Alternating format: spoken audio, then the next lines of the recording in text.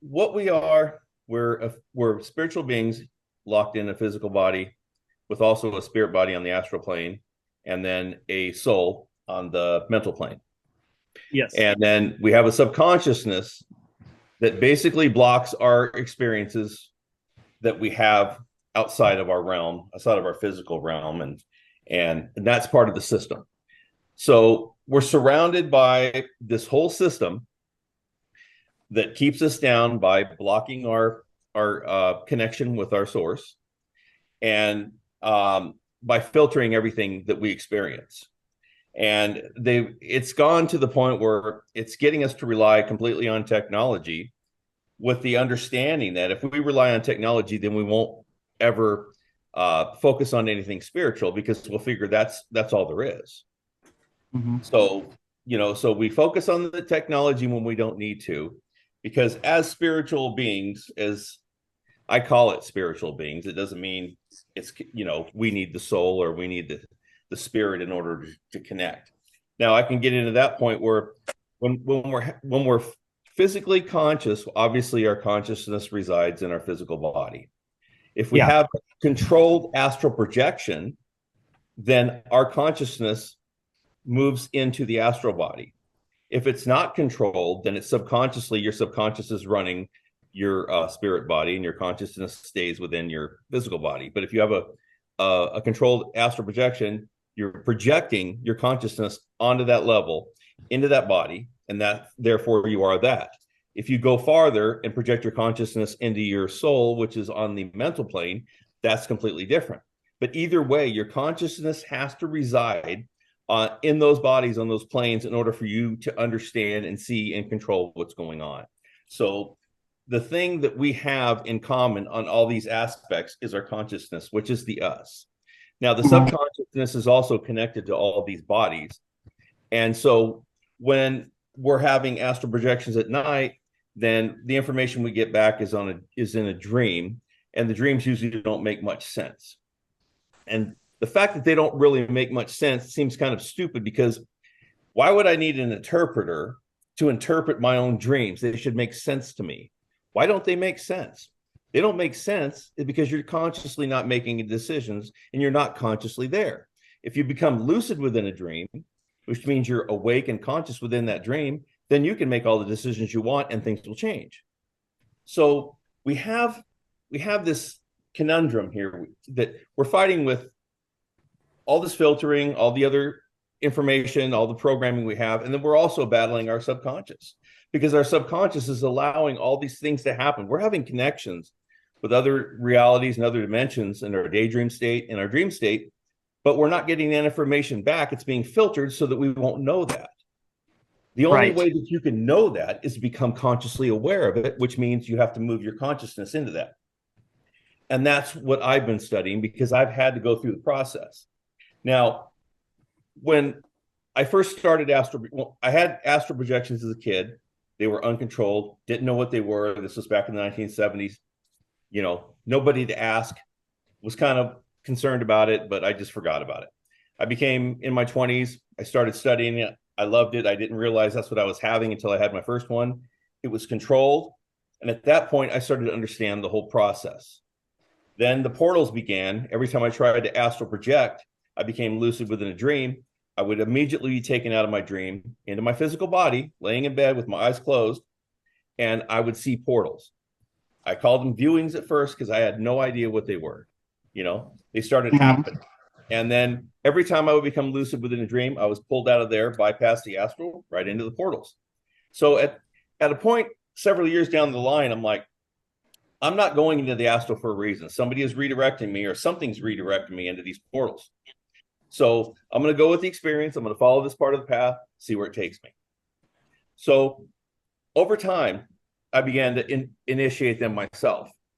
I knew what it felt like. I knew what state of mind I had to be in. So I started duplicating that whole process. And that's where I got to the point where I'm like, okay, when I was in the daydream state, then I noticed something. I said, I'm going to duplicate the same brain level that I was at in the portal state, and I should be able to get to these point where I called the glimpses, where you can see what's happening behind the daydreams. So I did that, And the hard part about it, like I told you, was bringing that information back. There was an experience that occurred, but you can't bring it back. There's a heavily corrosive veil between us. It's highly insulated. So once I was successful in doing that, I realized that, okay, we're visiting other beings in other locations and we're getting information. Most of it's not groundbreaking or anything that we would consider really, knowledge or anything. It's basic information. And I'm like, okay, well, what does that mean? What it does mean is, number one, I have the ability to move my consciousness into states that my subconsciousness only used to reside. And when that happens, you are working against the system. Bringing it back was another story. That is also working against the system. So I was able to, after many years, understand that we have this veil that tries to keep us out of the other systems, outside of our realm. And then if we do pass through, it tries to erase all the information that we gathered so that we can't remember. So it's very, very intricate. I call it a multi-level system because it's on various different levels, and some of the levels we can't even imagine. So as I'm going through this, I write everything down, I document all my information, and I get to the point where I'm starting to see a pattern. I can see why these things are happening. I can understand it. I'm still working within my dream state. I still do lucid dreaming and that sort of thing. So I'm through all these experiences, I'm putting all this data together over 30 years. Yeah. So yeah, I know there's other beings out there. Most of the time when I go there, they have the ability to change their image as well as their surroundings. So when I go on their playing field, they're showing me what they want me to see. Like if they take a human shape or a human form, they probably believe that would be more acceptable to me. Not like I really would even care anyways. I've seen things that are way beyond human form and it doesn't matter to me. And they also make their background. A lot of times it looks like a small village that you would see here. So we're in a scenario that would look similar to what you would see here on Earth, I guess, to make me feel comfortable. But one of the things that I have learned is every being everywhere has their own agenda. And this fits into the whole scheme of things. Mm-hmm. So I'm going through all this and I'm realizing what's happening and realizing what kind of levels of deceit and distraction and manipulation we're going through. So it's on a subconscious level and it's on a conscious level. So as an end game, I came to the conclusion that in order for us to be able to escape, get out of the recycling system, whatever they call it, karma or the wheel. Yeah, exactly.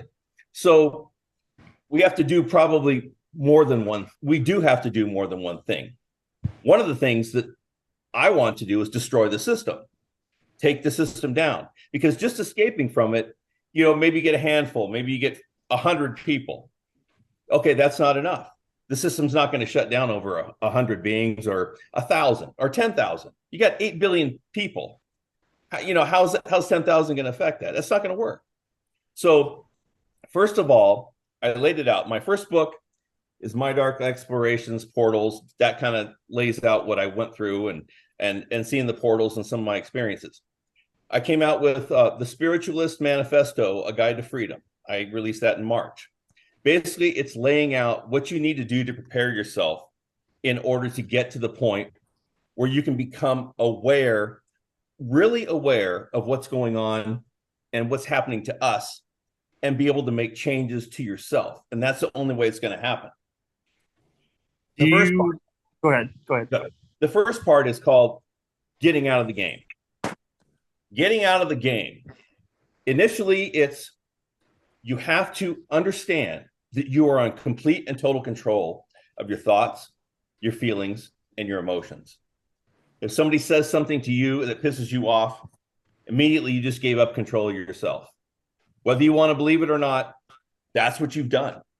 And if you can give up control of yourself so easily, and it's because you've been programmed to do that. You see something that gets you all riled up or whatever, it's because you're not in control.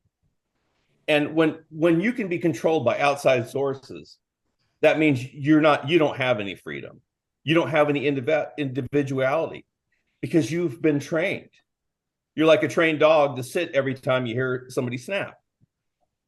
So understanding that you're in control, you're in charge, and then disconnecting yourself from, I say, news, because there's always a shiny object every day, every hour, every 15 minutes. There's a new shiny object for you to focus on. Well, they're spending our money over here. Well, we're over here. They want to keep you in fear. They want to keep you depressed. They want to keep you not hoping for anything. They want to keep you focused on what they want you to be focused on in order to keep you programmed within their system. That's the game. And it seems easy, but you can be out of it. Say you go on vacation for 2 weeks out in the forest and there's no media. You come back in, you get sucked right back into it because you've been programmed to fall into that trap. It's like a hole. You finally get out of the hole and it sucks you back in because all around the hole, it's at a 45-degree angle and it's like ice. That's how we start. But the whole system, as I'm going along, is multi-level. So if you're not consciously walking around during the day, consciously aware of what's going on, like you're in the, you're maybe driving and you daydream a little bit and you're not sure what happened. And during that time, you're being programmed, just like when you're sleeping. When you're subconsciously dreaming, and you're not consciously lucid within a dream, you're being programmed. It's happening 24/7 on many levels. And that's where we're at. So in order for us to be able to battle that, because people have said, oh, well, when I die and I go into the, this room or whatever, and I'm just going to tell them, I'm just not going to do it. I'm just going to remember to say no. Okay, let's look at it this way. You're in a dream, and say in the dream you're at somebody's at your house that you really don't like. They're in your house and you're like, you don't like them, but you're not really saying anything and you're being polite. And in reality, you would never let them in your house. You wouldn't even let them on your yard. But in the dream, it's you're allowing it. All these things are happening, and you're like, and you wake up and you're like, I would have never let that happen. I hate that person or whatever. I disagree with them. And what that is it's showing you face to face that when you're in that state, people can do, or beings can do things to you and make you accept things that you would never accept on a conscious level because you weren't consciously there. Right. It's the same illusional type of state. When you die, you're in that state and you will probably agree to anything.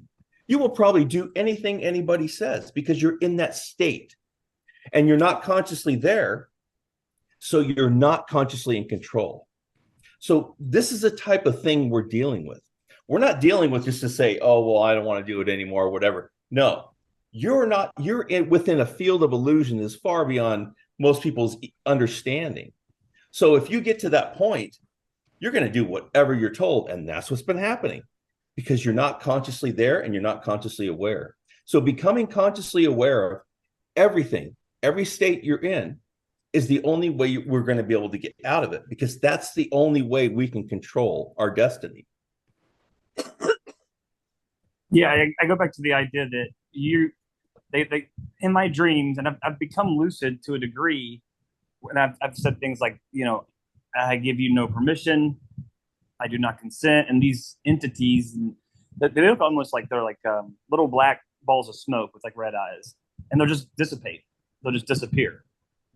But I'm aware at that point of what's happening, not maybe in full control of the awareness as to it was allowed to come into my space, but I was aware enough to push it out when I noticed it. So it's almost, I would really like to know your methodology on trying to transfer your awareness state from where we're at right now into the either dream time or lucidity of it. Well, there's a way to do it, but my whole idea behind it was, you're consciously aware of what's going on at all times when you're awake. Yep. Then what you do is, now what I started with doing was in the beginning originally I started asking myself many times during the day. I'd set timers and everything, and ask myself, am I dreaming? And then I would look at an object, turn my head real quick, turn back, and if it had not changed, because it'll change in the dream state if you turn away, and I tell myself, no, I'm not. But if I do realize it, if something does and just by asking myself, that will trigger me to consciously just at any time uh, question my reality.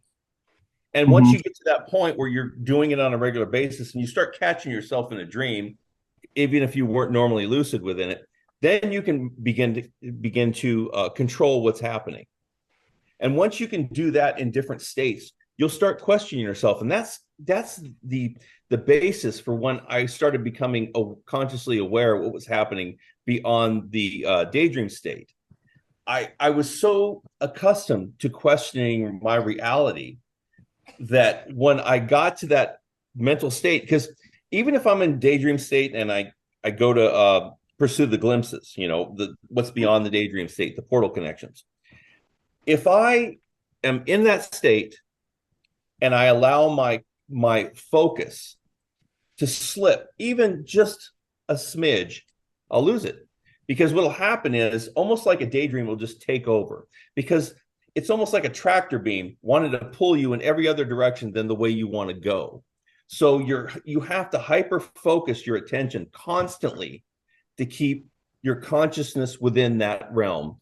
Not just in the dream state, it's not that difficult because once you realize it, then you're within that. But sometimes it's hard to keep the dream going once you're conscious because sometimes it wants to slip away. But these other states are take 150% of your conscious focus on it. And at that point, you're in two places at one time, like the astral, but you're still physically in that room. You can move around, but you're also consciously aware of what's going on this other side.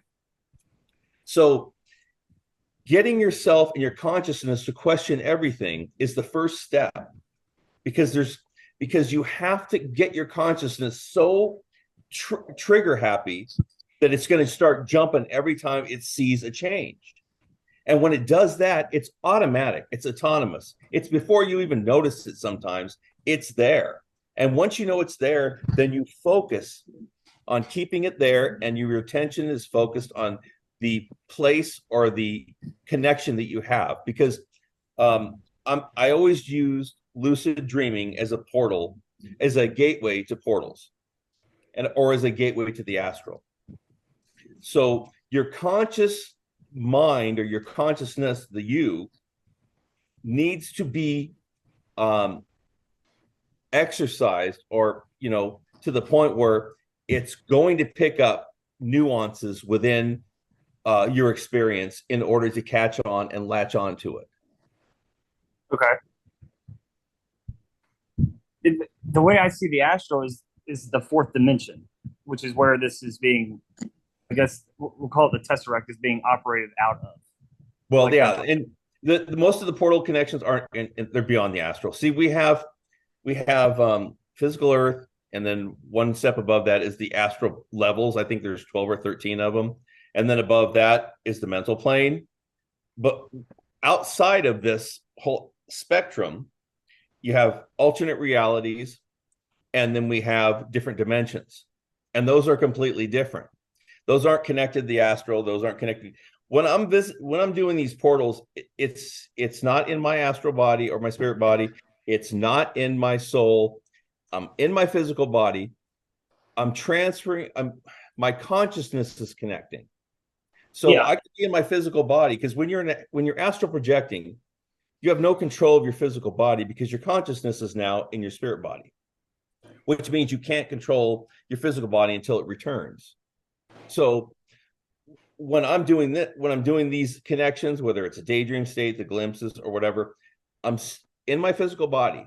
I'm projecting my consciousness, and that's the difference. And that's making a conscious connection with other places, with other things, utilizing the portals, which we all do. We just don't know it. how do how would you say, or what would you say makes you come back here? when you're in those altered states? There's Like, a couple things. what's the thing Now anchoring? with a portal connection, it utilizes a certain amount of our energy in order to initiate and keep the connection open. Now, I discovered that on the nightly portals, because what would happen is I can have one night, and I haven't had one in maybe a week or two, and the visual would be 4K clarity, and it would last like maybe 30 or 40 seconds. And then if I had one like the next night, the quality would be about 50% of what it was the night before, and the longevity is about 50% of that. And if I tried to have one the next night, it would be really pixelated, very difficult to make things out, and it would last a few seconds. So if I wait another week or two, and then I initiated either the glimpse or the nightly portal, then it would come clear, and then it would, like I said, degrade over time the closer you have them together. So we do have to the connections are usually, now it's hard to say with the glimpses, the daydream state connections, because you don't really have any reference of time, because what's happening is we're making a connection from where we physically are to another location in space time, which, since everything is kind of layered, you're not going anywhere. It's like in front of you, there's a bunch of clear tubes, and you just pick one of them, and one of them will end up in this one location, and the connection is instantaneous. Once you're at that brainwave activity, once you're at that frequency, then you're there, and then you begin the experience begins as soon as you're there. And so there's no time frame to wait, and when you're there, it could seem like 15-20 minutes, but when you come back, it might be, I don't know, maybe 20 or 30 seconds. I don't know. I've never timed myself, because I would have to, because I'm so hyper focused on what I'm doing and making the connection and staying within that connection. I don't pay attention to anything else. I do know my body is back there, and I can move my hands, I could talk, I could do things, but that takes away my focus. I'll give you an example. One time, this was just about a year ago, I ended up in this, it looked like an old church, like an old Catholic church built out of wood on the inside, and had the flying buttresses, and had this, I don't know, down below was like a stage, like a raised platform. And these beings were there. There was, I think, 8 total. And they had these, I call them avatars, because they were obviously non-physical beings utilizing avatars for some ceremony. And I was about maybe 15 or 20 feet above the platform, looking down at about a 45-degree angle. That's where I ended up. And I'm seeing them moving these avatars around. And suddenly I just hear this voice, and I knew it was one of them. And they used broken English. It was like somebody who didn't really understand the English language too well from South America. That's what their accents kind of sounded like.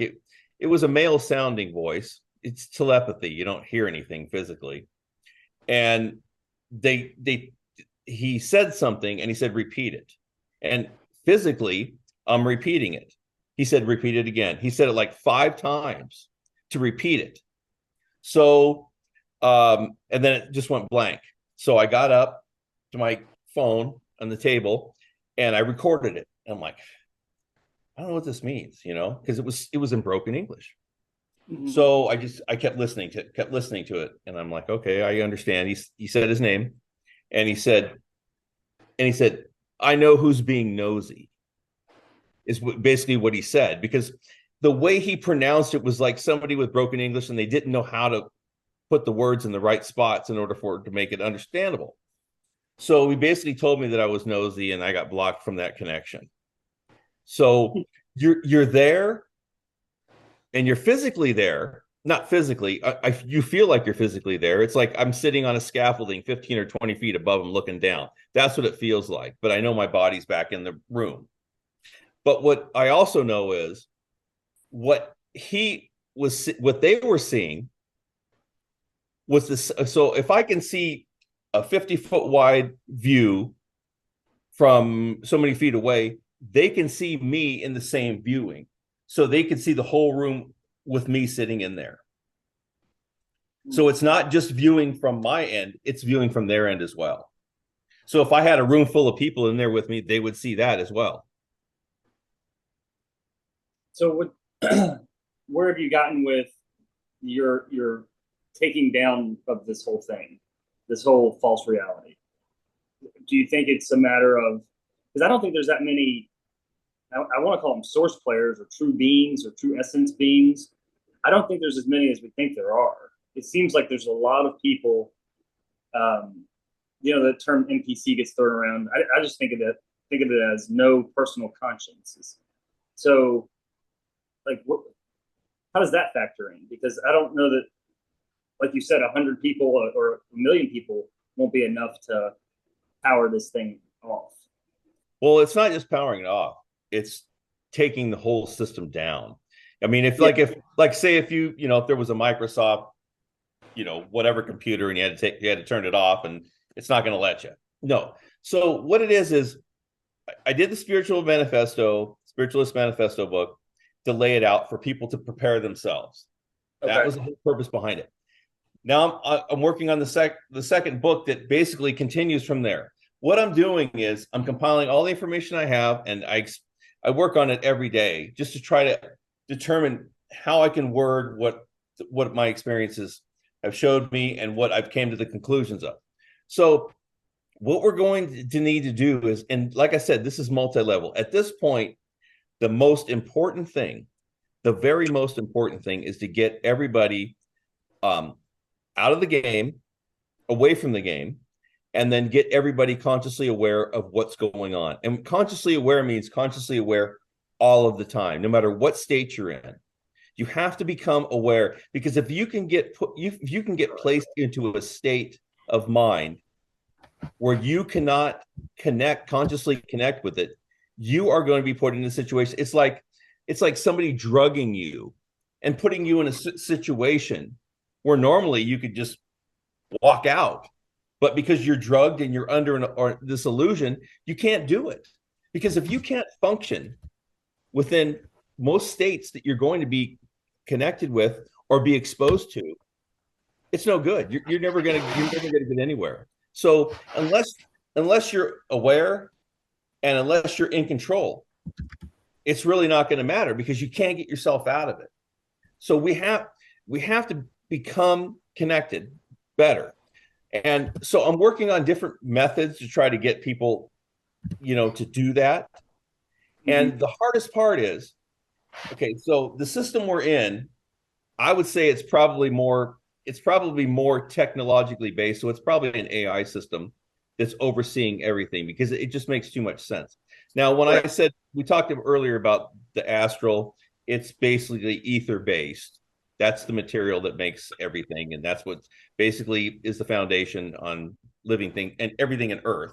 So we need to manipulate ether, and we do manipulate it on a certain level.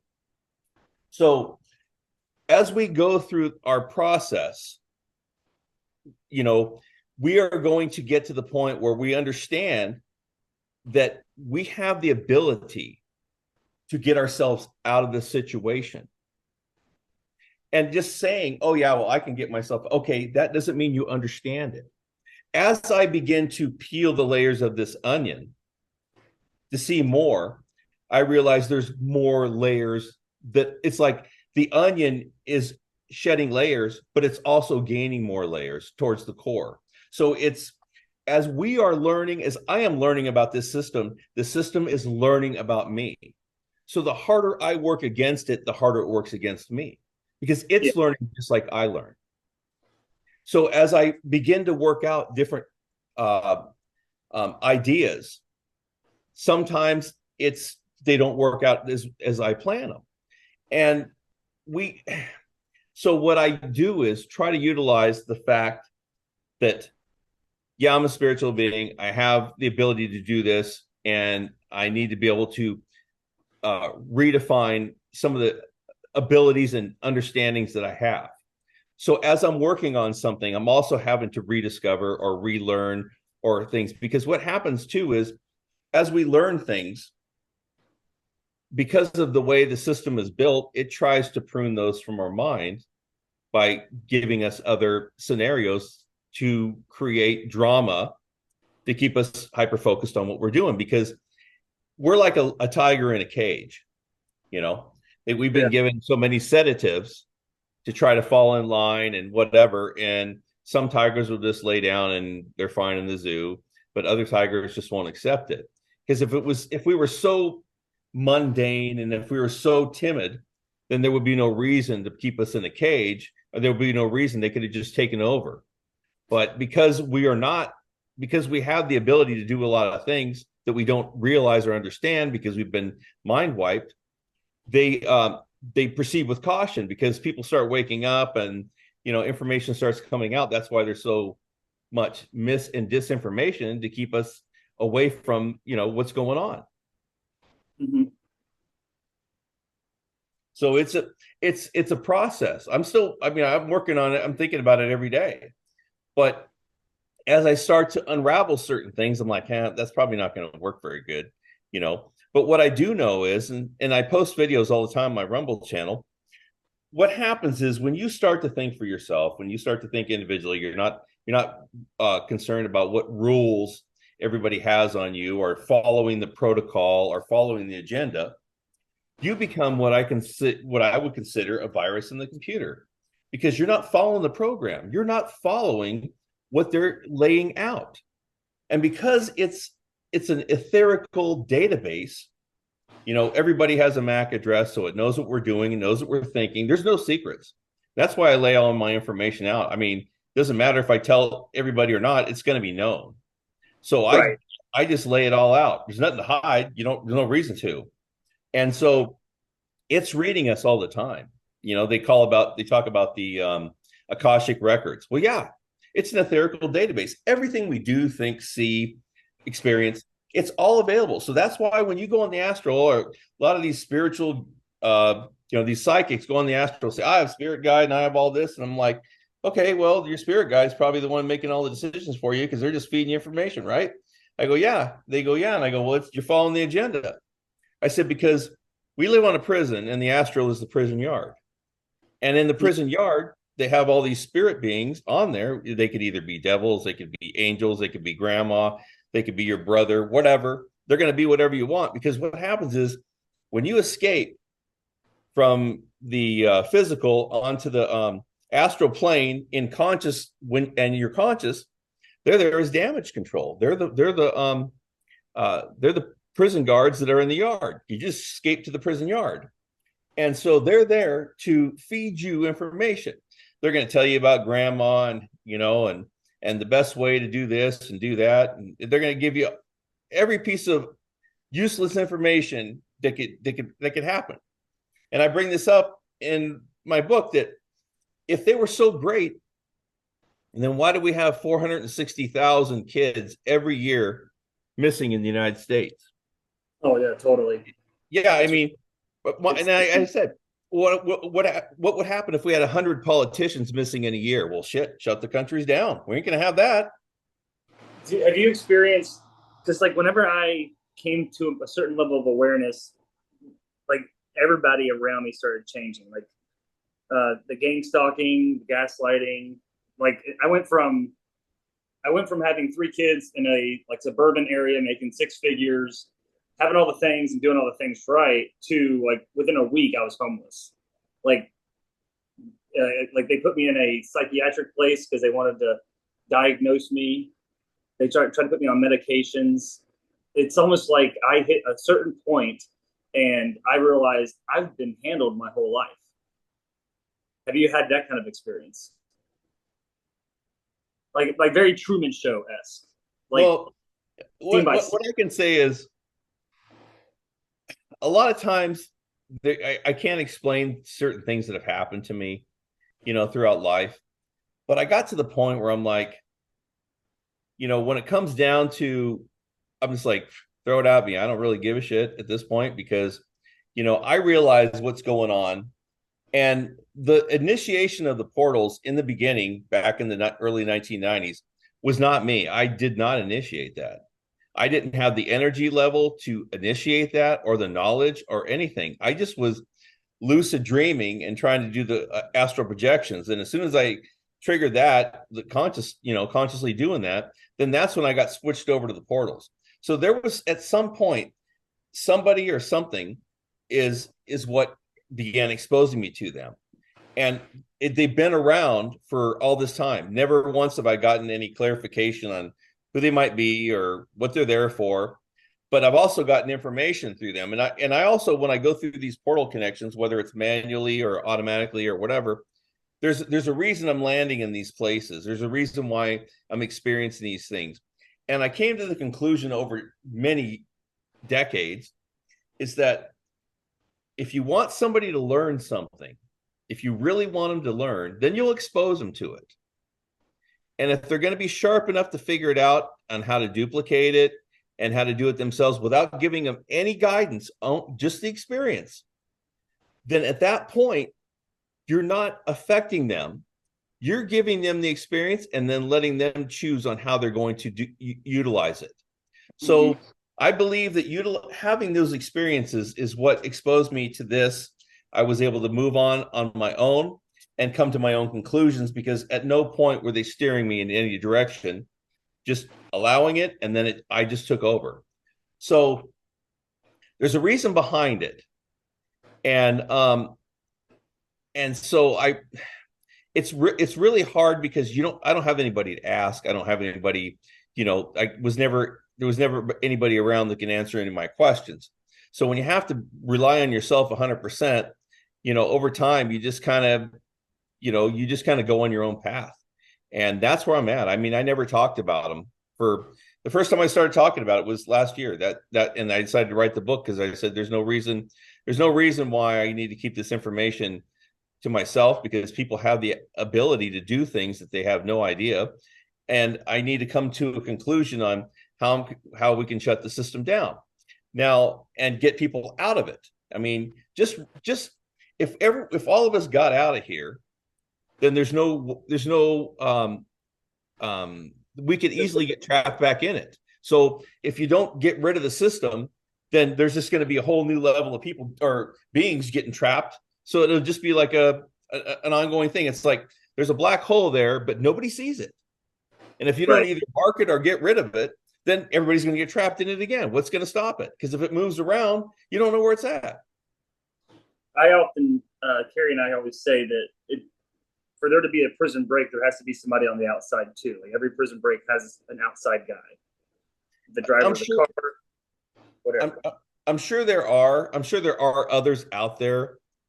But when it comes down to it, I mean, first of all, they don't want to get trapped themselves.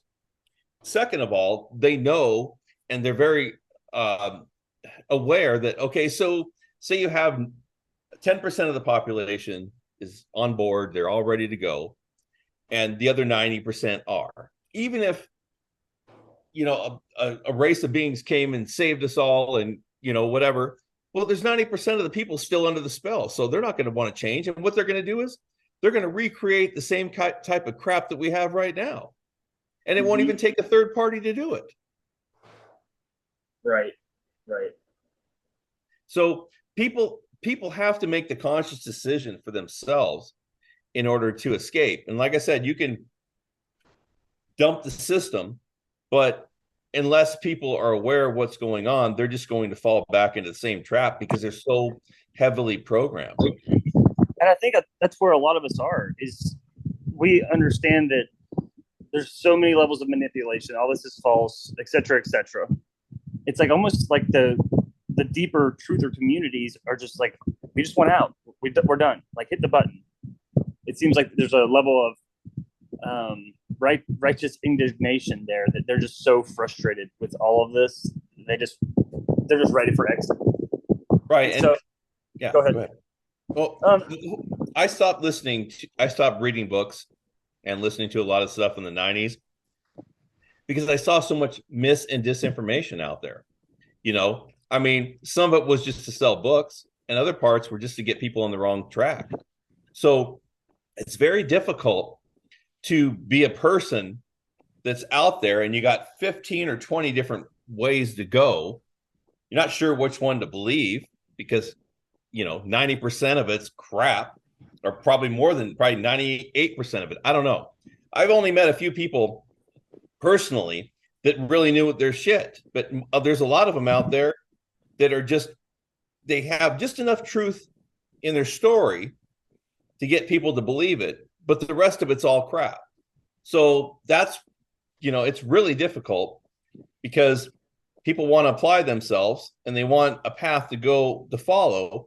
And that's why I tell people, you're going to have to find out for yourself, and you're going to have to rely on your own experiences. I mean, and that's even deceiving because, they go, well, I went on the astral plane a couple times and the spirit guides are real nice. And well, yeah, you're going to catch more flies with honey than you are with salt. I mean, of course they're going to be nice to you. They're not, if they want you to do something they want you to do, they're going to give you everything you think you need to hear because they have access to that database. When you enter that realm, when you enter the astral, they know you better than you know you because they have your whole database available to them. They know what you want to see. They know what you want to hear. They know your whole life, everything. And you're just showing up there like, oh, yeah, well, they really didn't know me, but they seemed real nice. Yeah, because they're portraying exactly what you want to see. Yeah. And that's I mean, there's manipulation to the level most people wouldn't even imagine. It's like, oh, I don't think it's like that. Okay. Oh, well, you have no idea, man. Because when I'm out there, I'm doing that. I've never been threatened or anything. I've been giving suggestions about things that, I'm not going to do. Like they said, oh, we'll show you how to leave the portals open. And I knew that was a red flag right off the bat. But yeah, they all try to act nice. They all try to do this thing. And especially when you're a newcomer, you show up on there. Oh man, they're going to smooze you. They want somebody under their wing and they're going to help you. And they don't do anything. They're not going to do anything. I mean, it's all just smoke and mirrors. It's a dog and pony show is what it is. Just to make you think that, oh yeah, we're going to help you out. And yeah, you're going to make your life better. Yeah. The only thing they maybe do is make you some money. And other than that, it's just going to mislead everybody. Yeah, it's almost like you just can't trust anybody when you cross over.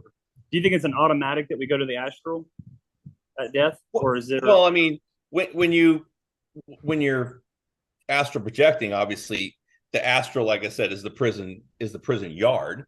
But yeah, I mean that's to keep us there, because in most cases, most people only know about the astral, so they know about physical Earth and they know about the astral. So we got the 3-body system. Anything within that 3-body system is still a prison. It's the bodies are a prison. The subconsciousness is a prison. So what happens is, if you go to the astral, you're in the prison yard. You're only going to be fed whatever they deem it. You're only going to see so much. And then if you're able to go to the mental levels in the soul, you're only going to go so far. You're only going to see so much. You can do other things. You have more capability, but you're still trapped within this 3-body system. And then if you have these what I call glimpses through the daydream state, well, your subconscious is connected to that too. So it's filtering. So no matter which way we go, even if I go to different, now with the portals, I haven't had the subconsciousness problem, not the nightly ones, because that was bypassed. But the glimpses, I had interference from the subconscious until I figured a way around it. And I still do that. But what we're doing is we've got so many levels of manipulation, and we got so many insulated and corrosive levels surrounding us. It's hard to get out of there. And even if you do, when I get out and when I'm out in these other dimensions or whatever, I've seen 2-dimensional worlds. I've seen a lot of different things. I'm still connected. My consciousness is still somehow connected to my body. No matter how far I go or where I go, I'm still connected. There's an invisible connection, like in between your physical body and your astral body, there's a cord. They call it the silver cord. Then in between that is to your soul is another cord. Well, our consciousness is still somehow connected. It's still somehow trapped within this 3-body system and still controlled at some point by this subconscious system. And I believe the subconscious system, what we call our subconscious, is part of that program. That's the part of us, that's the inner part of us, the non-physical part of us that is constantly connected to us to try to filter things out. And it tries to get us to just get information that it needs us to have. Like it's part of that whole hive mind type of thing. And it's in control. So we've got plenty of control systems that are monitoring us and are trying to control us at all times. Can I ask you a question? Yeah. I was wondering, have you ever experienced being like a parallel version of yourself? Because I've had, a few hundred, maybe 1,000 or more lucid dreams and what I would call some so-called astral projections over the years. But some of these experiences, I go to sleep here and sometimes I fall asleep consciously and then I wake up there, I shift there, I'm getting out of bed there in this other world. And I'm different. I look in the mirror. I can be a different person, slightly different, maybe quite a bit different. And I have my own life going there. And I have memories of that place. And so I go do my experience for a few hours, and then I shift back here and wake up. It doesn't happen as much as it used to now, but I've had this happen at least a couple dozen times. You ever have this kind of thing? In a way, because what happens is sometimes when I go through these, I call them the glimpses, I'm in places and people are talking to me and it's like I know them. Like for instance, I was talking to a guy and there was a little girl riding her bike down a dirt road. And as we were talking, I'm seeing this from, above, like maybe 20 feet in the air, looking down. It's a trail that has trees on both sides and that sort of thing. And we're talking. So it was almost like I knew this person. The other thing is with the nightly portals that started about maybe 20 years ago, I started like seeing the inside of this living room. It's like maybe an old person lived there. It was, the couches and the love seat were kind of a flowery material. And there was a bird cage stand or whatever that was made out of black wrought iron and just things. It would look like maybe an elderly person's front room. Well, I would just show up there and I'm like, wow, this is kind of weird. And then that's all I see. I couldn't move what I was seeing. I'm just seeing from that view. And then one time I got there and it was like, if I would have been laying on my side, I'm seeing like a side view until I figured out that I'm seeing through somebody's eyes. Maybe the person was older and they had dementia or something, and I'm seeing through their eyes. Well, somehow I was linked to that person. I've seen it through several people. So yeah, that it has happened, but I don't get any answers, just like you didn't get any. So we're somehow linked to other people and our other beings in other places that we don't get any information on. So that's what I'm saying with the portal connections or whatever. We could be completely living in alternate realities or other dimensions, and we're somehow, communicating with those other subconscious on a subconscious level. And that's what part of that subconsciousness is blocking from us. Maybe it's natural for us to be able to communicate with these other beings that are on other levels that, we have some connection to them, but that's constantly being blocked. And that's why we don't understand it. Yeah, that makes sense. I don't know how it works for you, but whenever I consciously do it, which is rare now, it happened in the past more when I practiced it more, but I'll sit back in a recliner chair at like a 45-degree angle and I'll go into a deep meditation. And when my body falls asleep, I can feel my breathing go on automatic, and it kind of feels momentarily like it's hard to breathe, like I'm not going to be able to get enough air, but I just relax further. I don't freak out. My body goes numb. I don't feel my body anymore. The breathing goes on automatic. And then behind my mind's eye, behind the eye mask in the darkness of my visual, a little this place opens up, and where the first eye is, like the mind's eye opens up, and then I can step out. You know what I mean? I've had this happen a couple dozen times as well, but I don't have control like other people. Well, what I found is, we have different states of mind. We have alpha, beta, theta, and that sort of thing.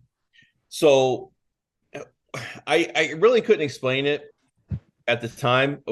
I didn't know what brain level I was at. I asked several people and they wouldn't help me.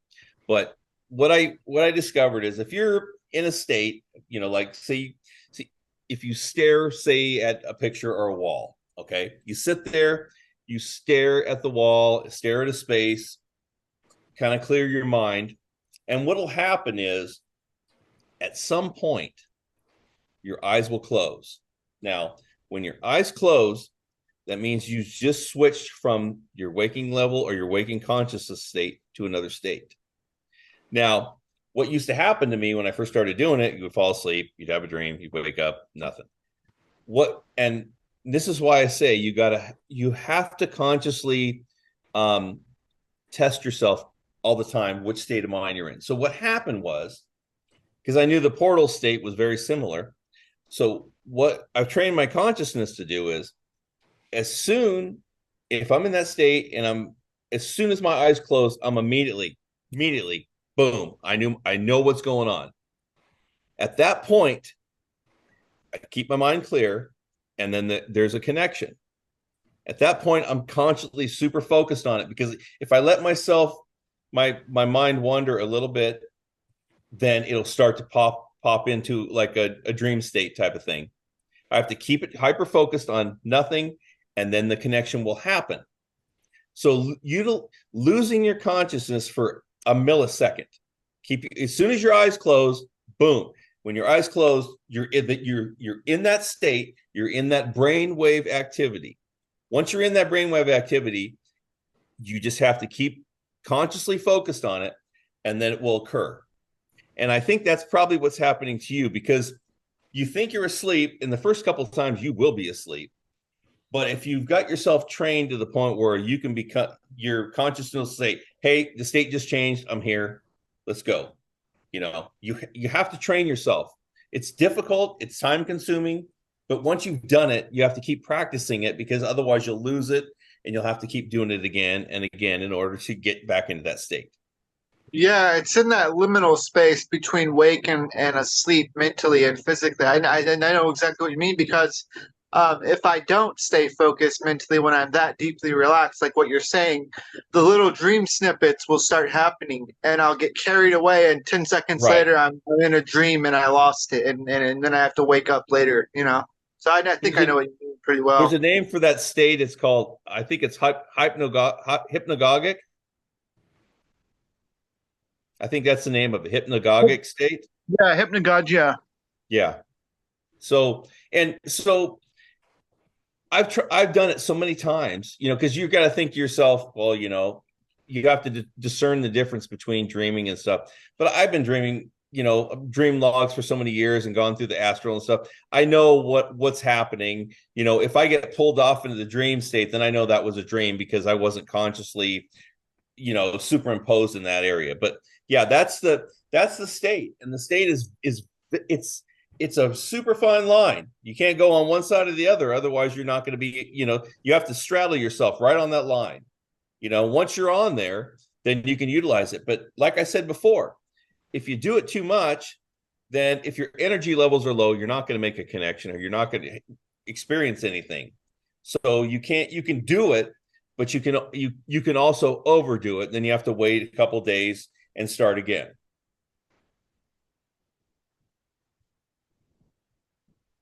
I love it. That's super. It makes sense to me, because I feel like we are living in multiple lives at a time.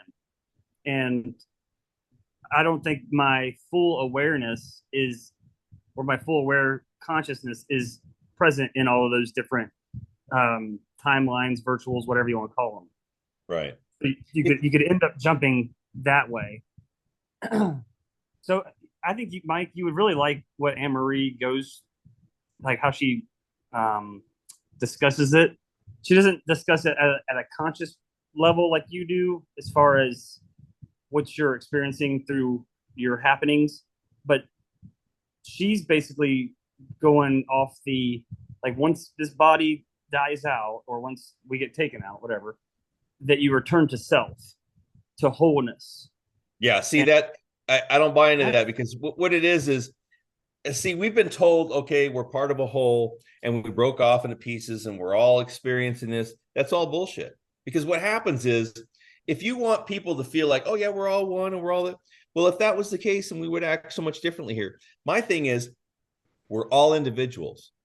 We're all individual pieces. That's why we have individual consciousnesses.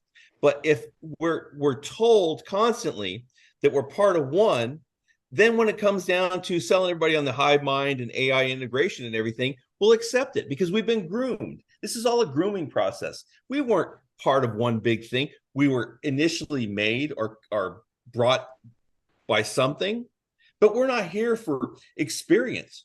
We're here to being held prisoner.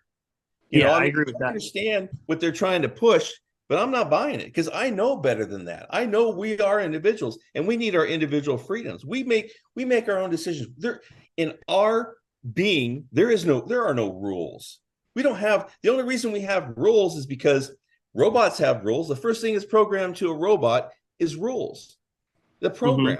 You got to follow the program. And that's what we're being groomed for, following programs. When in reality, we don't have rules. We don't have limitations. The only reason we have rules and limitations is because we were confined to this system. Right. The way I took it to mean when she says return to self or wholeness, not in like a raw way or RA Right. way, like to your individual spark that has been fragmented within here. So that way, once if we have 3 bodies, we want all 3 of those bodies to return to that individualized whole spark. Is another way to say it, I guess. But that's where she's coming from, and I feel that because we're not our whole selves here. So there's got to be either I don't like the phrase higher self, but for lack of a better term, there's got to be us, a part of us that is not in this predicament, that is calling us. Well, I mean, because obviously we don't have our knowledge, we don't have our memories, Okay, so let me try to put it this way. Okay, so say you have a tiger and you give it drugs so that it's kind of dumbed down, and it's lethargic and it's not and then you start feeding it so it doesn't have to hunt. And then you treat it and you put it in a cage and it really doesn't really understand what's going on. It doesn't have any memory of what it used to be because it's the drugs are affecting everything about it. Okay, so you can see us as that drug tiger. It used to be in free hunting for itself, doing its own thing. So what I would say is the drugs would be normally frequencies that were brought into in this body that we're forced into. So there are several forms of technology, several layers of technology to bring us to the point we're at right now. So if we look at things like the speed of light and that sort of thing, well, all of that is based on the physical. So in our physical body, the speed of light would matter, and the fact that you throw an object and it falls to the ground and that sort of thing. That makes sense to us because those are the rules. But as soon as you step out of the physical, then those rules don't apply. And then you start to understand and start to realize there's something more out there. And then I'm exposed to these portals. I'm like, okay, but then when I start to recreate them for myself, then I'm like, whoa, something there. Now, if I can create a portal, can I create a black hole? Can I create a quasar? What else can I do? What else can we do? So we're this little tiny spark, but we're actually a sun. Each one of us is the energy of a sun. So the reason why we're here to serve. We're here to supply energy to these other beings or whatever they are.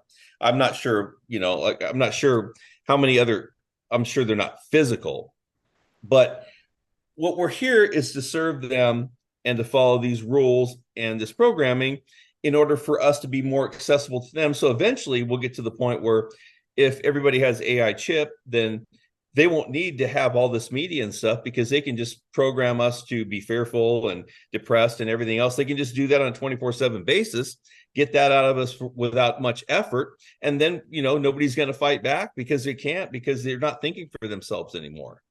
So we're here for energy. We have an immense amount. We do have a lot. And there are others probably out there that understand what's going on here. But the system, I believe the best place to initiate an attack on the system is from within. So Yeah. if you're going to destroy a system, you want to be within it, not Yeah, not the heart outside of it. Yeah.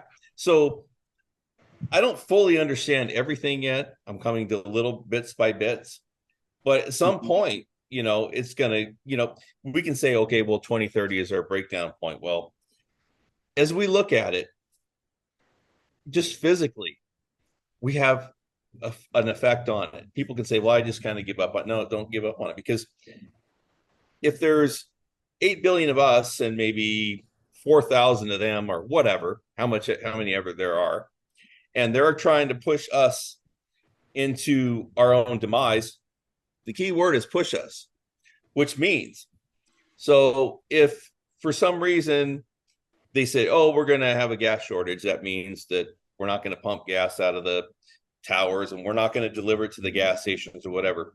Well, that's all done by us. All of us have to do it in order for that to work. And if everybody said, hey, we're not going to do that, so whatever, I don't care, we're just going to go and keep doing our job, then all of a sudden, oh, we don't have a gas shortage. Well, then they say, well, we're not going to have chickens anymore.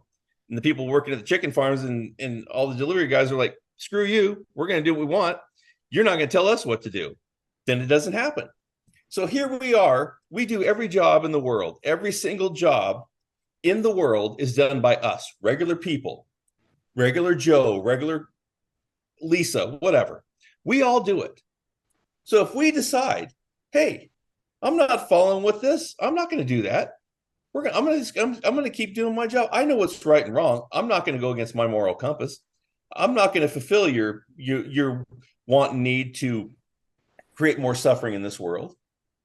So, and when they make wars and people decide, hey, we're not going to go fight your war. If you want to start a conflict, then you go fight it yourself. You go over there and fight with their leader and see who's going to win.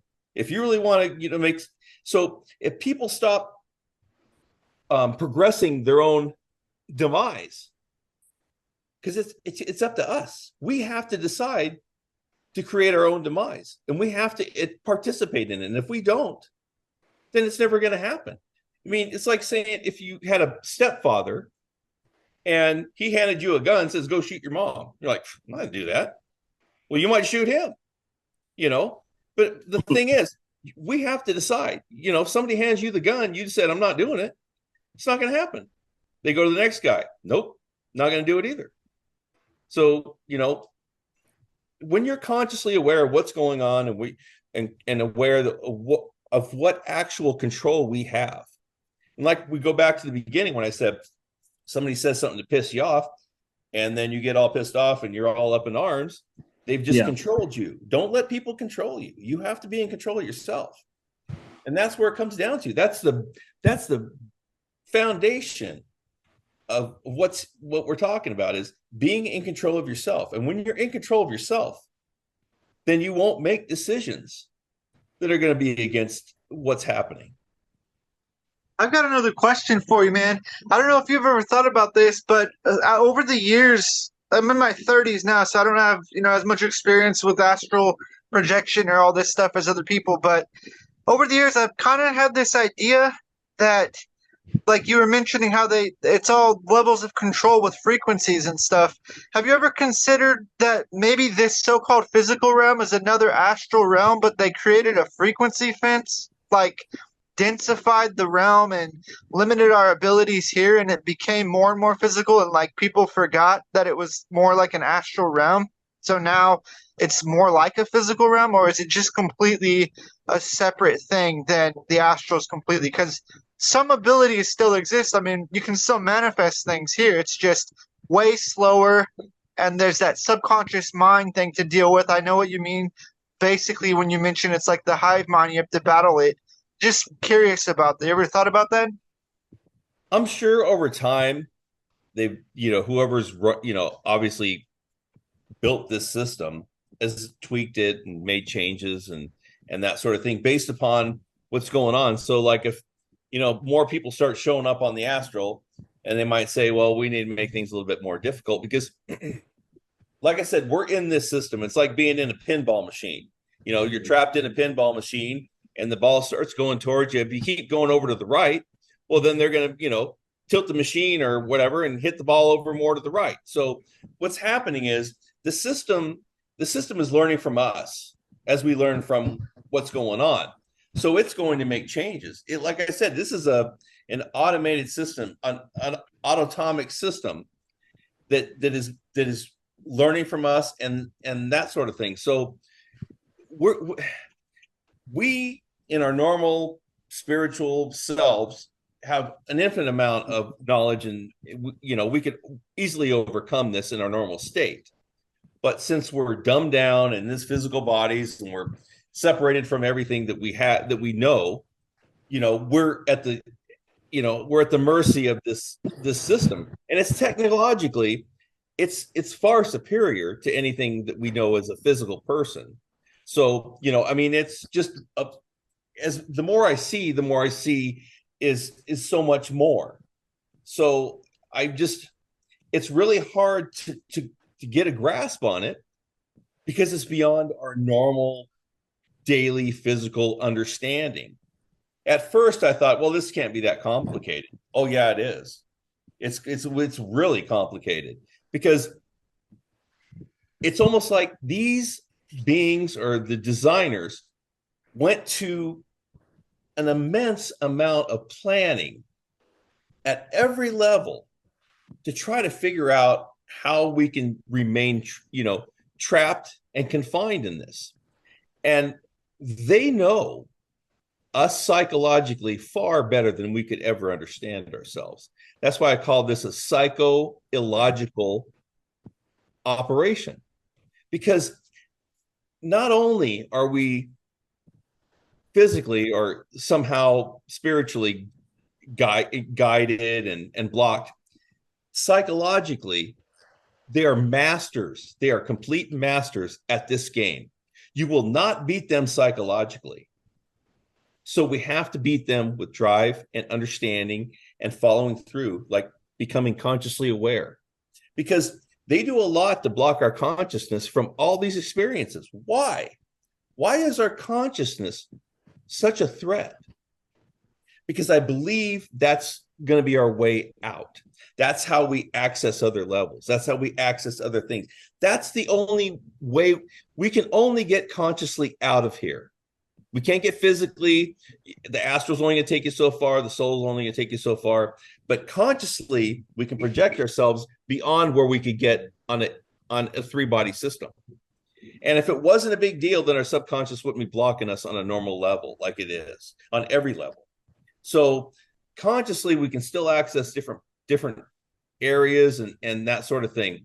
So that shows me that that's where we're based at. That's our basis. And that's a threat. It's definitely a threat. Otherwise, we wouldn't have so much negative and deception and everything else. So let me ask you this on a different topic. Have you ever experienced a time loop in the astral? Because I had been building pyramids out of wood and PVC pyramids, like 7-foot tall pyramids, to specifications in this realm. And I had one that I was sleeping underneath for the past month, like a month ago. And I went to sleep this one night, and I basically, it sounds weird, but I got stuck in like an astral time loop where in the astral I lived the same day over and over again, like probably like 90 or 100 times. I mean, in my experience, it felt like I was living the same day over in the astral for like 3 months, like 90 or 100 times. And then the last time that I woke up on one of those mornings and it changed, and I snapped awake here and I was like all sweaty and stuff, and like it scared me. So I don't know, like, have you ever experienced anything like that? Well, I've used pyramids for over 30 years now. So that they do work, at least for me, they do. I have been stuck in dreams before where it was kind of just a mundane, stupid chore. I was focusing on it in the dream, and I just woke up and I'm like, wow, this is the worst thing you could do. It's like being in prison because you're just kind of like doing the same thing over and over again with just no purpose behind it. And I knew what the whole idea was behind it was like, okay, well, we can put you in this type of a scenario and you can't get yourself out of it. Other times I've been lucky where I get in situation like that, and my consciousness will somehow realize that I'm that this is going on, and I'll become lucid and snap out of it. That's part of the whole process of getting yourself exercised to have your consciousness pick up on things. So if things of that nature would happen to you, it's going to pop into the situation. You're going to become lucid and you're just going to get out of it. So what I believe a lot of times is that it's your subconsciousness puts you into those states as a form of like, yeah, you think you're going somewhere, but I can control you at any time. I could put you in these scenarios that you can't get out. And if you think about it, that state of being or that illusion that you were in would be similar to what happens after you die. And then if they ask you questions, you might go along with it just to get yourself out of there or whatever. So you have to think about times when you were in a dream or whatever, and you felt trapped or you felt like you couldn't get out and you just had to endure it. That's the kind of situations you're going to be put in, and it is a test. I see it as a test. I was for many years as a kid, I was tormented in my dreams, and several times, well, many times, I would be abducted in my dreams, fully awake. I was lucid, and all of a sudden, my eyesight would start to go cloudy as I'm being pulled through my parents' room by some unseen people or beings holding me. I would lose ability to move my arms and legs, and I was just terrified. And I just like it would happen a lot. So when I got older, maybe 15 years ago, these weird dreams started like trying to drum up fear. And every time it would come up, it would start to darken in my dream, like pixelate. And it was a darkness that was absorb light. It wouldn't reflect anything. It's like when it gets dark outside, you can still see your backyard. It's just not as easy to see it. No, if you tried to look through this darkness, you couldn't see anything. It could be right in front of your face. You couldn't see anything. It's like looking at a flat black wall. So it started to pixelate. I'd be pulled into a portal. It just happened for maybe a couple of years. I'm like, why am I having these nightmarish things? This is stupid. So eventually I got to the point where I became lucid in that dream as it started to darken. I knew it was going to happen. I faced the being that was in the dream, which it was just black. All I could see was just the darkness. Once I walked up to it, any outline was just constantly blacked out. So I'm standing there and I just stood up to it and face to face. And then I turned my back on it and walked away. I'm like, it's not going to do anything to me. And you show no fear, show no emotion, nothing. Just face it, walk away. And after that, I was brought into a room after the portal opened up, and it showed me that there was a three-dimensional figure that was basically in the middle of a room, like it was on a screen, but there was no screen there. And it showed a reptilian-looking being, a three-dimensional viewing of it, which I've never seen anything reptilian ever. Well, what I think that would tell me that the being behind that, because they can change their image in your dreams.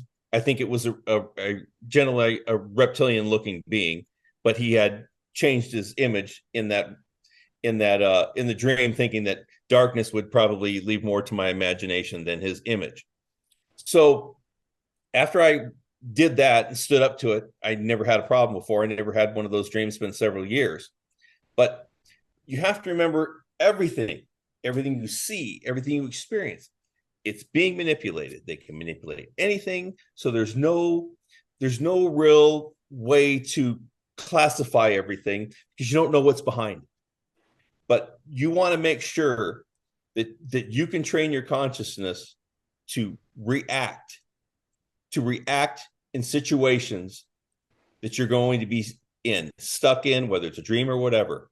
It's imperative that we become consciously aware and consciously there in every situation in order for us to be in total control. I totally agree with that. I like the idea of, am I dreaming? Am I dreaming? Because even from when I was a little boy, I always said, why can't I say the word dream in a dream? Because it would have snapped me right out of it. It would have snapped me out of the programming, is what I surmised from that. Yeah, and it's not just about the dream thing. Like I said, Yeah. you can be in scenarios. Say, I don't know. Say if you haven't, where people die and they have the experience and then they come back or whatever.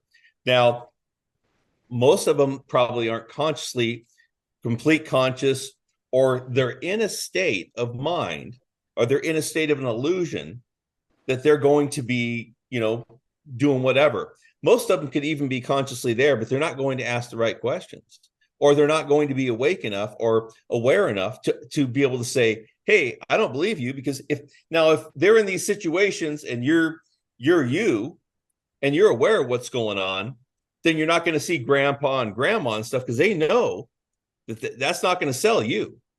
Right. So it's going to be, you're going to have a different experience based upon your understanding and your perspective. So it's not, you won't have the same near-death experiences as somebody else would. Might be completely different, but you still need to be aware of what's going on. Yeah, I've thought that for a long time, that each of our NDE or death experiences will be completely different from everybody else's, because Right, we've gone through all the layers of the onion. Right, because they're going to, if you're just somebody who buys into everything and follows everything, they're just going to, hey, this is an easy one. We're just going to go and just tell them what to do, and then they're just going to follow our lead and go from there. But you get somebody else in there that's, pretty wary of what's happening. It's a different story. Oh yeah, yeah. So I'm trying to think where I want to go from here, Mike. I want to do some digging. Yeah, one more question for you. Uh-huh. I've heard about this idea recently that when the body dies, the final exit, there's like a DMT, psychedelic DMT release at the moment you separate. I don't know if it's true. I guess this is a new thing in science. They're saying it's basically true, but if that is true, do you think that's like a last ditch effort from the Matrix to make you all full of illusions from that DMT trip, so you get tripped up and you don't make it somewhere better and you just get pulled back in? You ever heard of that? I've heard something about it. They don't need drugs, because the drugs will only affect your physical body. The drugs won't go beyond. I mean, they're not really, if your consciousness is no longer attached to your physical body, then it won't affect your consciousness. They do it through other means, whether it be they can create illusions through frequencies or different ways that because there are so many different layers that we are exposed to. I don't know if it's all frequencies. I don't know if some of it has to do with the way the ether is. I don't know. It's so technologically advanced. It's thousands or hundreds of thousands of years beyond us. Our understanding at this level right here is like, I would say 1800, and their technology is 30,000. So we're way behind, and we have no idea what this, because the AI we see right now, we think, okay, well, it's getting somewhere, but the AI that they utilize is not physical, and it's on a completely different level where it creates beings, and those beings think for themselves, and they've got other things they do, or it's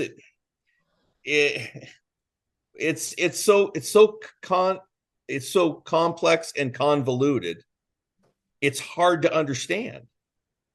So they can do things to us, and they do it just to say, hey, I can do this.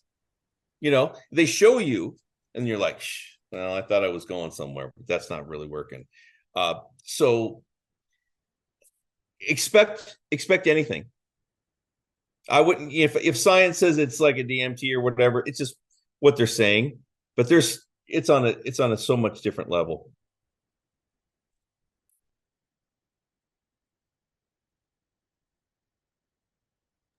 So do you use affirmations like right before you go to sleep, Mike? No, I don't do anything, and I don't like meditating because it makes me fall asleep. So I've tried a lot of things. I'm not your typical. I'm not a spiritual person, really. I mean, when I tell people, I say spirituality is something that can't be taught. It has to be experienced. So I'm not like a person that just followed like, like when I was back in the 90s, I took Reiki and I tried guided meditation. I tried a lot of that stuff, and it was okay, but I never really, nothing really stuck with me. I don't follow any protocol of eating. I just do what I want, and I follow what's going on. You don't have to follow any diet, or you don't have to follow any person. You don't have to follow anything. You just live your life. You want to learn. Like for me, 100% drive. When I decide to do something, you just push ahead. I just bulldoze ahead with it. And if I'm going to do something, I'm going to do it all the way, and if it seems impossible, then I'll just do it anyways. You got to figure it out. And, I think drive maybe and persistence are going to be your two biggest factors. Because once you understand that there are things out there that you're capable of and you have access to that are beyond your conception, then you start to think about, man, if we're able to do that, then this is different level here. This is way different level. No wonder they want us. That's what I got to say. I mean, Right. But not only that it's like, like I said, it's back to the tiger in a cage, could bite at any time. So, they know what they have, but they're also wary about how they treat us. I mean, like I said, if they had the potential to just go ahead and take over, they would have, but it's not going to happen. So there's still things out there that they're just not going to jump on. But I don't think that they can. They can't. It's like the idea of us being fragmented from another portion of ourselves. It's like they can't. That's why they divide and conquer, because they focus on one and not the other. They can't. It's too much power for them to be able to contain it all. Is what I'm trying to say. Yeah, and like people have brought up karma and free will and stuff like that. I don't. My thing right now is I don't worry about what's happening, on the daily news and all. That's disconnected from my whole thing. Is just trying to figure out the way out, get the system down, whatever. That's where my hyper focus is at. And so just that portion, trying to understand what's happening, how it's happening, and not even why, because at this point that doesn't matter. I'm just trying to get to the meat. I'm just trying to get to the bone or whatever, just to try to figure out what's going on. But yeah, because a lot of people bring up free will and all this kind of stuff. Well, there's no free will if you're under control, and karma. Even if it was true, I wouldn't care. I'm going to do what I'm going to do. I think karma is just another way to get people in line. You want to do something bad, something's bad going to happen to you. We'll let it happen, because that's the way it's going to happen. It's shame and guilt. The guilt trip you. Yeah. You aren't good enough. It works to their advantage. So, and then they say, well, the reason why they give you a choice, whether it's doing this or doing that, here's my choice is the one that I choose. If you give me two choices, well, there's a third one. It's mine.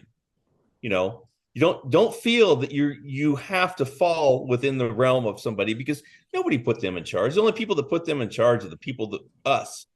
We allowed them to be in charge. And as soon as we decide they're not in charge anymore, they're not in charge anymore. So, and it's only because people have still allowed them to be in charge is why they're still in charge now. Yes, I agree. Jared, you got anything else for him? I think I'm going to let him go here in a second. Yeah, one last thing to just mention real quick. I mentioned this the other day on another group meeting, but I've never heard of, because I've studied, some NDEs over the years, probably 50 to 100 of them. I never heard anybody when they were having their NDE and something was giving them a life review or whatever. None of them ever said to the beings that were giving them the life review, they never said, what about all those frequency weapons you used on us to mind control us? How does that fit in with the whole karma thing? So it's like people here don't know that this is how it is here. They don't know there's frequency weapons being used on us to, control the brain, control the biofield, control the physiology. Most people don't have any idea what's going on here. It's really unfortunate, or at least that's the impression I get. It's hard when people say, okay, well, they got the frequency weapons and that sort of thing.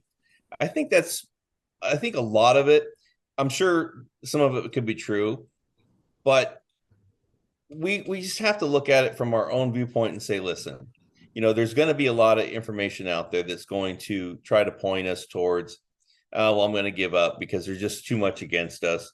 Well, that's the whole purpose behind it. I mean, if once you set your mind to it, then you have to follow through with it. And of course, you're going to go through, bouts where you're not going to feel sufficient, or bad days and stuff like that. Oh, that's going to happen a lot. And frustration is like, times 1,000. And I experienced it a lot. But then again, you have to look back on it. You have to say, well, I have a goal, and it's for a good reason, and I'm here for a reason. So my reason is I'm going to go and follow through with what I'm doing. Yeah, it's not fun, and there's a lot of other things I would rather be doing every day. Yeah, I'd rather do stuff that I like. But if I don't do this, and if I don't work at it, then it's not going to get it done. I'm not saying I'm going to come up with the only way to do it, or I'm even going to come up with the way to do it. But I'm getting to the point where at least I'm breaking ground in the portion of getting that information to people. I'm trying to get them so they can prepare themselves. If you decide not to do it, it's up to you. Whatever. I'm going to make the information available. And I might not be 100% right. I could be completely wrong. I take full responsibility for that. But I'd rather be somebody who's doing something about it and be wrong than somebody who's doing nothing about it. So you have to do what you can do. And then, and based on my experiences, this is what I come up with. And I do know that, yeah, everybody who's going to do it is going to meet resistance, because I meet resistance on a regular basis. You have to figure that into the whole process, and you have to understand that's what happens. So, Yeah. There's always resistance, but I keep going too. It's just like you said, sometimes you get like little breakthroughs, and you're like, all right, and then it pushes you back, But you got to just keep going. It does get frustrating though, but I hear you. Yeah. All right, guys, any more questions for Mike while we got him? I'm going to wrap this one up. Mike, this has been awesome, man. I really appreciate you taking the time. It's been great. I enjoyed it. I really, really liked all this. I would definitely want to get into some deeper stuff. I want to reflect on this a little bit further, because it all lines up, man. Like, everybody's worried about, carnivore this or vegan that or having a smoke. I'm like, if you are unaware that, like, acting in your unconscious self, yeah, it's going to affect you. But if you're acting aware consciously, it's a completely different thing. And it's the same idea when Jared and I were talking months ago about, like, it's all about awareness, man. It's all about awareness, being consciously aware. So that's why people say, make sure you're here all the time, be present. And that's part of it. But the more you pay attention, the more you work towards a goal or work towards something, then the more you're going to experience and learn, and you learn from your experiences. And, you really can't, I mean, it's hard for me. A lot of times people will get, give information, but they don't have an experience. It's like being maybe a scientist or a physicist. He says, I know all about black holes or portals. Well, what do you know about portals? So he gives you the scientific thing. I'll say, well, I know about them. I've had over 30 years of experience with them. Well, that doesn't matter, because you didn't go to a university. You don't have a degree. That's what we face. We face people that have gone to school that are trying to tell us that, and they're following the program, versus people who have actually experienced it for themselves. And their information doesn't work together, because it's not the same thing. So, always accept experience in your own, always accept your own experiences as more of a truth than almost anything else, and then weigh your experiences. Like I said, I don't run into these vindictive beings and stuff like that, because like I said, you catch more flies with honey than you do with salt. So they're going to manipulate you at a certain level in order to make you feel comfortable and to keep the system going.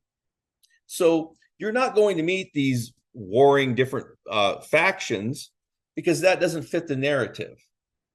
So understand that no matter where you go or what you see, there is a level of manipulation in the background. You just have to weigh all the variables when you're done so that you can understand the whole spectrum of what surrounds you.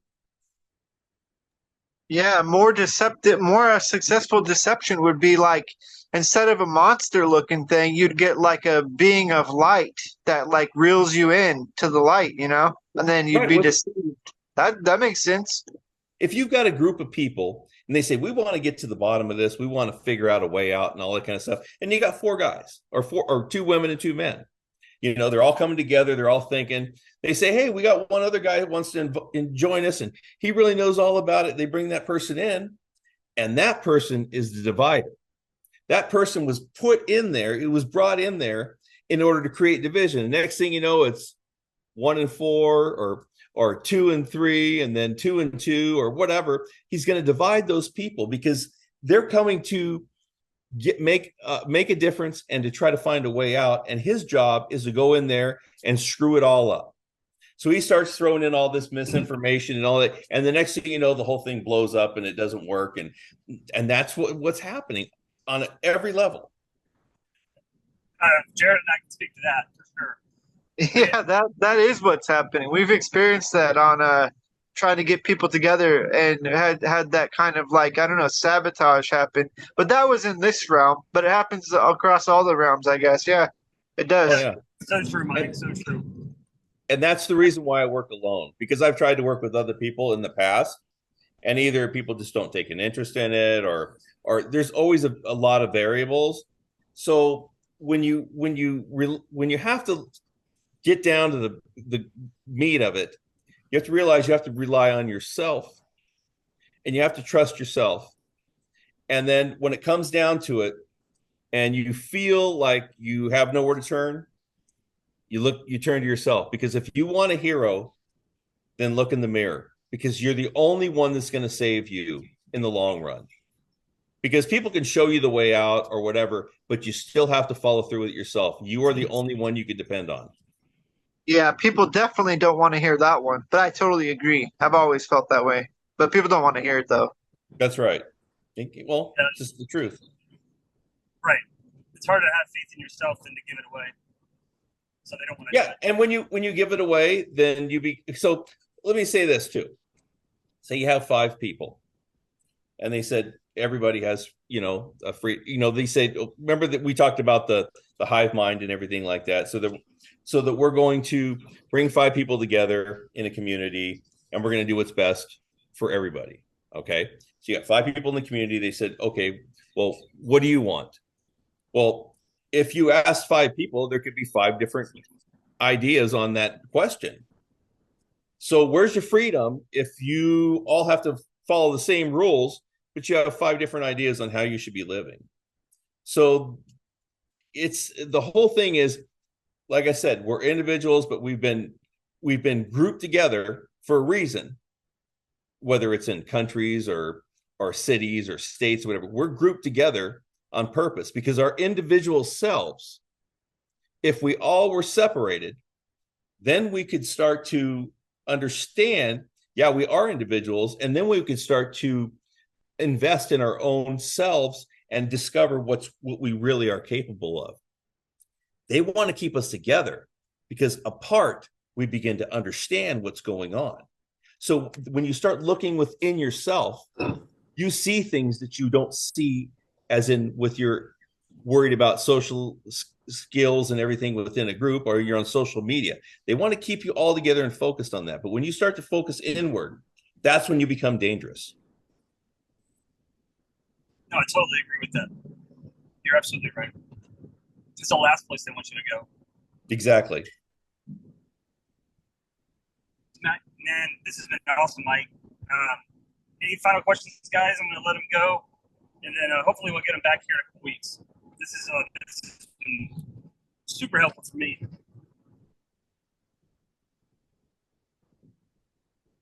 All right. All right, Mike. Well, thank you, buddy. I'm not that far away from you, so I'll be in touch. And hopefully we'll talk again soon. All right. It was good talking to you guys. Thank you. Thanks, Thank man. you, Mike. Take care, Take care. everybody. You too. Appreciate it. Bye.